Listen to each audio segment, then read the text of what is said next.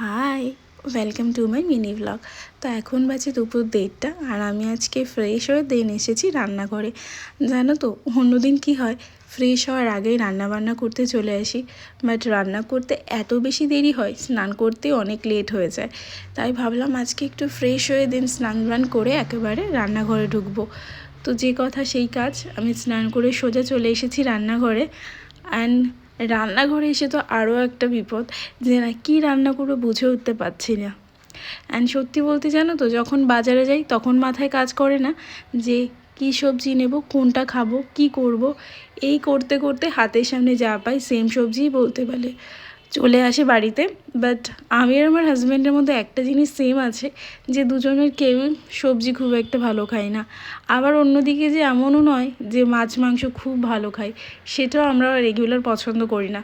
উইকে একটা দিন কিংবা কখনো কখনো সপ্তাহে 2-3 দিন চলে, ঠিকঠাক হয়। বাট প্রতিদিন মাছ মাংস, স্পেশালি প্রতিদিন মাছ দেন মাংস, উইকে 2 দিন ঠিক পছন্দ আমাদের নয়।